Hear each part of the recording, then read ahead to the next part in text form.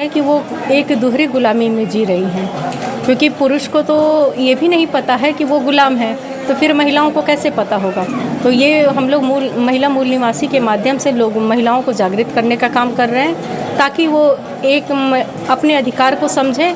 क्योंकि आप देखिए तो अगर महिला आज़ाद है तो आज़ाद बच्चे को जन्म देती है, और एक महिला आज़ाद है तो एक नए समाज को, आज़ाद समाज को बनाएगी। अगर महिला गुलाम है तो वही समाज गुलाम होगा, अगर समाज गुलाम है तो हमारा देश गुलाम रहेगा।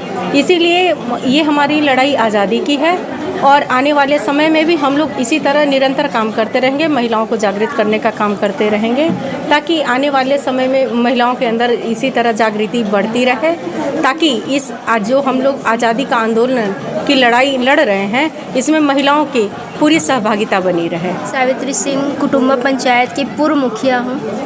आज मुझे यहाँ आकर बहुत अच्छा लगा, और ये जो लड़ाई है महिलाओं की हक की लड़ाई है, उन्हें खुद ही नहीं पता चल रहा है कि हम गुलामी की ज़िंदगी जीते चले आ रहे हैं।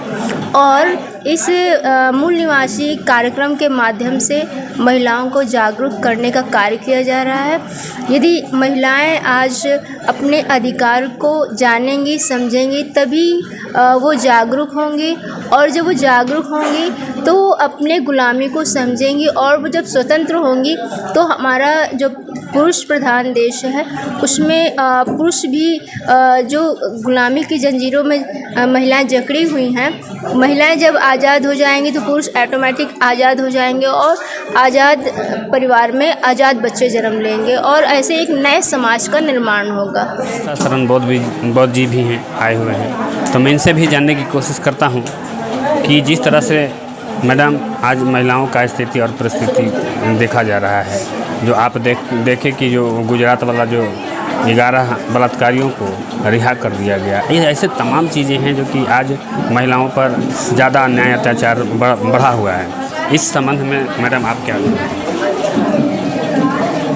देखिए, इस देश में जो शासन चल रही है, एक ब्राह्मणी व्यवस्था का बीजेपी की शासन चल रही है, और बहुत लंबे समय से तिगड़म करते करते बीजेपी का रूप लिया है, और देश में बहुमत में इनकी सरकार है।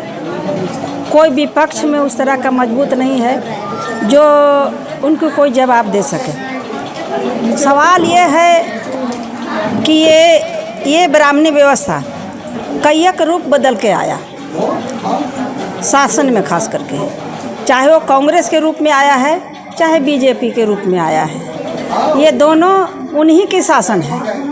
फर्क है सिर्फ नाम का, क्योंकि एक नागनाथ है तो एक सांपनाथ, एक करित है तो एक गेहूमन है। करित है कांग्रेस, जो ललकार करके नहीं बल्कि सुता करके काट के जान लेती है, और गेहूमन साहब जिसको कहते हैं वो फुफकार मार करके, ललकार करके वो आपको डसती है।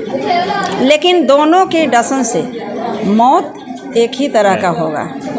इसलिए हम हमेशा, जब उस समय इंदिरा गांधी की जब सरकार थी, उनकी भी सरकार कुछ दिनों के लिए चली गई थी, लोगों ने ये कहा कि आधी रोटी खाएंगे, इंदिरा को बुलाएंगे। इंदिरा को बुलाया गया, लेकिन जो व्यवस्था हुई उनके शासन में भी यही होता था, और आज वही हो रहा है। इंदिरा गांधी भी और फॉरवर्ड थी, ब्राह्मण की कुल की थी, और आज भी शासन के बागडोर में देखने के लिए लगता है कि ओबीसी या पिछड़ा वर्ग के नेता हैं, लेकिन सचमुच में ये एक सिंबल है। सिर्फ मोदी जी सिर्फ सिंबल है, बाकी तो रिमोट स्वर्णों के हाथ में है। तो ये रिमोट से चलने वाले ये घोड़े हैं। इस कार्यक्रम के माध्यम से मैडम क्या संदेश देना चाहेंगे मैडम? हम संदेश यही देना चाहते हैं कि अब हमारी जितनी भी महिलाएं आई हैं, इतने लंबे समय से कई एक शासनों का उन्होंने देखा है, और जब भी देखा है तो आपकी शासन नहीं है। आपके हाथ में शासन जब रहेगा तब आप अपने ढंग से चलाएंगे, लेकिन आप अपनी शासन अपनी वोट दे करके वैसे लोगों के शासन आप बना दिए हैं जो आप ही के गर्दन पर लटकता हुआ तलवार है। इसलिए इस शासन को हटाने के लिए पूरे हमारे 90% लोगों को गुलबंद होकर के ही इस व्यवस्था को ख़त्म करना है। जब आपकी शासन आएगी तब आप कुछ भी बदल सकते हैं, लेकिन जब आपकी शासन नहीं है तो इस शासन को बदलने के लिए हम लोगों को एकजुट होने की ज़रूरत है। नहीं तो इस देश में तो जहाँ भी हो, लेकिन राज्य में खास करके बिहार राज्य में कई एक तरह की जातीय आधारित पार्टियां बन गई हैं, जिसको हम गोलबंदी करने की बात करते थे। जगदेव प्रसाद भी अपना 90 की लड़ाई लड़या, कहे कि हम एकजुट हों, लेकिन जैसे ही ये देश में विद्रोह मचने का शुरू हो गया जगदेव बाबू की आवाज़ से, लोग लगा किसे कि ये जो लोग जिनको हम तोड़ रखा था, ये 90 की गोलबंदी की बात करता है, हम 10% रहेंगे तो 10 का हम एक मुखिया भी नहीं बना सकते हैं,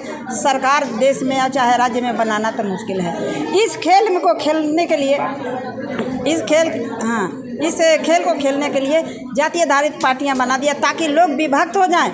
इसलिए हम चाहते हैं कि बाबा साहब की लाइनों पर चलना होगा और तभी आपकी सत्ता और व्यवस्था बदल सकती है, महिलाओं की और पूरे जनमानस की व्यवस्था बदल सकती है। हम यही कहते हैं कि आप एकजुट हो, अपने इस घर में जो आप रामायण और महाभारत रखे हुए हैं उसको हटाओ, लक्ष्मी दुर्गा को हटाओ और घर में अपनी भारत की बाबा साहब के द्वारा निर्मित जो संविधान है, इस संविधान को रख करके अपना देश